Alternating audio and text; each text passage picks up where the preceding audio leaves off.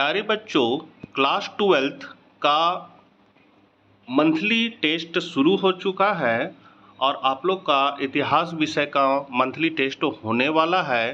कुछ महत्वपूर्ण प्रश्न आपको बता रहा हूं जो आपके लिए परीक्षा उपयोगी है। चैनल पर पहली बार हैं तो जरूर सब्सक्राइब कर लीजिए इसी तरह के वीडियो पाने के लिए, साथ ही मित्रों को शेयर करना ना भूलें। तो ये है आपका इतिहास। समय रहेगा आपका 1 घंटा। कक्षा 12th के लिए समान निर्देश दिया हुआ है जिसमें कुल 12 प्रश्न रहेंगे। 1 से 6 तक 1 नंबर का क्वेश्चन है, 7 से 10 तक 2 नंबर का क्वेश्चन रहेगा और 11 से 12 जो है वो 3 नंबर का क्वेश्चन रहेगा। सभी प्रश्न को बनाना अनिवार्य है। तो यहाँ पर आपका पहला जो क्वेश्चन है वो है, भारतीय पुरातत्व विभाग के जनक कौन हैं? तो ये भारतीय पुरातत्व विभाग के जनक कौन है? तो कनघीम है। पहला का ए हो जाएगा कनघीम। दूसरा है, लोथल कहाँ स्थित है? तो लोथल जो है वो आपका गुजरात में स्थित है। बहुत हिट क्वेश्चन है और फाइनल एग्जाम के लिए भी बहुत इंपॉर्टेंट है। कॉपी में जरूर इसको नोट करते जाइएगा। तीसरा क्वेश्चन है, हड़प्पा सभ्यता में बंदरगाह का प्रमाण कहाँ मिला है? तो बंदरगाह का जो प्रमाण है वो आपका लोथल में मिला है, तो यहाँ डी हो जाएगा। चौथा है, सिंधु घाटी सभ्यता का आकार था। तो इसका आकार जो था वो किस तरह का था? तो ये था आयताकार आकार का। तो चौथा का यहाँ आपका बी हो जाएगा, आयताकार। पांचवा है, हड़प्पा सभ्यता का सामाजिक स्थिति का पता किससे चलता है? तो ये जो स्थिति का पता चलता है, समाधान है, स्नानगार से, नगर योजना से, अन्न। तो यहाँ आपका करेक्ट आंसर जो होगा वो हो जाएगा स्नानागार से। छठा है, हड़प्पा सभ्यता की लिपि खाली स्थान लिखी जाती थी किससे? दाएं से बाएं, बाएं से दाएं, मनके पर या सभी तरह से। तो यहाँ जो आपका करेक्ट आंसर हो जाएगा वो हो जाएगा दाएं से बाएं। लघु उत्तरीय प्रश्न है आपका, हड़प्पा सभ्यता को सिंधु घाटी सभ्यता क्यों कहा जाता है? तो इसके कहने का कारण है क्योंकि इस सभ्यता का विकास सिंधु नदी और उसकी सहायक नदियों के आसपास के क्षेत्र में हुआ था, इसलिए हड़प्पा सभ्यता को सिंधु घाटी सभ्यता कहा जाता है। दूसरा क्वेश्चन है, कार्बन डेटिंग के अनुसार हड़प्पा सभ्यता का कालखंड है। तो इसका कालखंड जो है वो है 2500 ईस्वी पूर्व से 1750 ईस्वी पूर्व तक।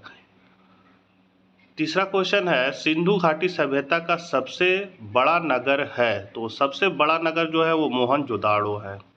चौथा है, जूते हुए खेत का साक्ष्य कहाँ से मिला है? तो ये मिला है कालीबंगा से मिला है। अगला है दीर्घ उत्तरीय प्रश्न, हड़प्पा वासियों के पश्चिम एशिया के साथ व्यापारिक संबंधों का वर्णन करें। तो इसका आंसर हो जाएगा, हड़प्पा वासियों के पश्चिमी एशिया के साथ व्यापारिक संबंध निम्नलिखित है। पहला हो जाएगा, ओमान से हड़प्पा में तांबा लाया जाता था। हड़प्पा और ओमान के तांबे में निकिल के अंश इस बात की पुष्टि करते हैं। दूसरा है, मेसोपोटामिया के एक ग्रंथ में मेहुला का उल्लेख है जो संभवतः हड़प्पाई क्षेत्र था। यहाँ से मेसोपोटामिया को लाजवर्द मणि, तांबा, सोना, किर्नियन, विभिन्न प्रकार की लकड़ियाँ आदि उत्पाद प्राप्त होते थे। तीसरा है, हड़प्पा की मोहरों पर जहाज़ों एवं नावों के चित्र मिले हैं। चौथा है, ओमान के एक स्थल से एक हड़प्पाई जार प्राप्त हुआ है जिस पर काली मिट्टी की एक मोटी परत चढ़ाई गई थी। पांचवा है, हड़प्पा के बाट, मालाएं एवं मुहरे मेसोपोटामिया के स्थलों से प्राप्त हुए हैं। बाट मतलब बटखरा हो जाता है जिसको तौलने के काम में लाया जाता है। अब अगला क्वेश्चन है, पुरातत्व हड़प्पा समाज में सामाजिक आर्थिक भिन्नताओं का पता किस प्रकार लगाते हैं? तो इसका हो जाएगा, पुरातत्वविद निम्नलिखित विधियों और तकनीकों को अपनाकर हड़प्पा समाज में सामाजिक आर्थिक मतभेदों का पता लगाते हैं। तो पहला है समाधान।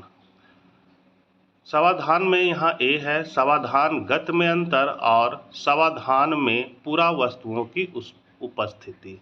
तो पुरातत्वविदों ने पाया है कि समाधान में अंतर होता है। जैसे पहला है, कुछ कब्रें सामान्य बनी होती है तो कुछ कब्रों में ईंटों की चिनाई की गई होती है। बी है, यद्यपि हड़प्पा निवासियों ने शायद ही कभी अपने किसी की मृत्यु के साथ कीमती सामग्री को दफनाया था। हालांकि कुछ कब्रों में मिट्टी के बर्तन, गहने, आभूषण शामिल थे जो अर्धकीमती पत्थरों से बने थे। दूसरा है, विलासिता की वस्तुओं की खोज। तो पुरातत्वविद उन वस्तुओं को कीमती मानते थे जो दुर्लभ हो अथवा महंगी, स्थानीय स्तर पर अनुपलब्ध पदार्थों से अथवा जटिल तकनीकों से बनी हो। दूसरा है, महंगे पदार्थों से बनी दुर्लभ वस्तुएं सामान्यतः मोहनजोदाड़ो और हड़प्पा जैसी बड़ी बस्तियों में केंद्रित है और छोटी बस्तियों में ये विरल ही मिलते हैं। तो बच्चों, ये है कुछ महत्वपूर्ण प्रश्न जो आपके लिए परीक्षा उपयोगी हो सकते हैं। मिलते हैं नेक्स्ट वीडियो साथ। जय हिंद, जय भारत।